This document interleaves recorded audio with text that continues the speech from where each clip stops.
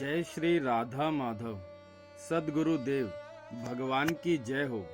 परम श्रद्धेय स्वामी शरणानंद जी महाराज जी की पुस्तक से आज स्वामी जी कह रहे हैं, कुछ ना करने से जीवन अपने लिए ही उपयोगी हो जाता है और सही करने से जीवन जगत के लिए उपयोगी हो जाता है। यह नियम है कि करने से जो कुछ मिलता है वह सदैव नहीं रहता, अर्थात नित्य नहीं है, किंतु कुछ ना करने से जो कुछ मिलता है वह सदैव रहता है, अर्थात नित्य है। सही करने से गलत करना भी मिट जाता है और ना करना भी स्वतः प्राप्त होता है। ना करने की स्थिति में जो जीवन है वह मेरा अपना जीवन है और काम करने में जो जीवन है वह सामाजिक जीवन है। एक गहरी बात है कि वर्तमान में जिसका अनुभव होगा उसके लिए कोई भी प्रयत्न अपेक्षित नहीं होगा। प्रयत्न तो उदय होता है अहम भाव से और अनुभव होता है अहम मिटने से। अनुभव के लिए अप्रयत्न ही प्रयत्न है। जो जीवन उत्पत्ति विनाश रहित है और जिससे देश काल की भी दूरी नहीं है, उसे तो वर्तमान में ही अप्रयत्न रूपी प्रयत्न से प्राप्त कर सकते हैं।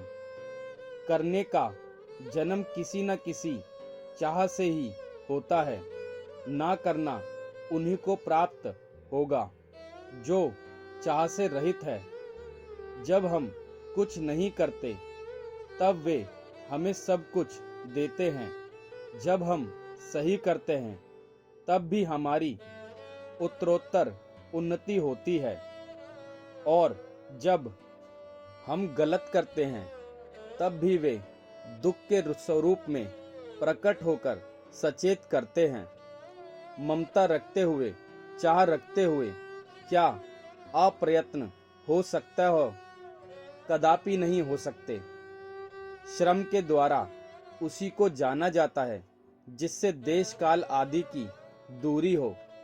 जो देश काल आदि की दूरी से रहित है उसका परिचय श्रम रहित होने पर ही संभव है। करने का राग रहते हुए अप्रयत्न होना संभव नहीं है। प्राकृतिक नियम अनुसार सब कुछ करने पर जिसकी प्राप्ति होती है, कुछ ना करने पर भी उसी की उपलब्धि होती है। पर कुछ ना करने के लिए सामर्थ्य तथा विवेक के अनुरूप फलासक्ति से रहित कर्तव्य पालन अनिवार्य है। किया हुआ साधन साधक के अहम भाव को ज्यों का त्यों सुरक्षित रखता है। करने से जो कुछ मिलता है वह सदैव नहीं रहता। जो सदैव नहीं रहता वह मानव जीवन का परम और चरम लक्ष्य नहीं हो सकता। वास्तविक मांग की जागृति श्रम रहित होने पर ही होती है। कामनाओं की पूर्ति के लिए श्रम अपेक्षित है और श्रम के लिए शरीर आदि वस्तुओं की आवश्यकता होती है।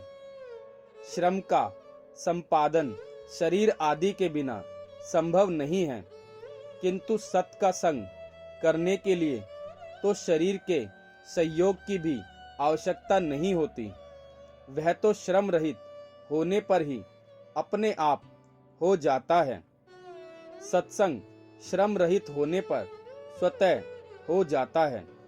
श्रम रहित होने के लिए मिले हुए सदुपयोग, जाने हुए का प्रभाव और सुने हुए में अविचल आस्था, श्रद्धा, विश्वास अनिवार्य है। अपने लिए कुछ करना है, यह असत का संग है। जय श्री राधा माधव।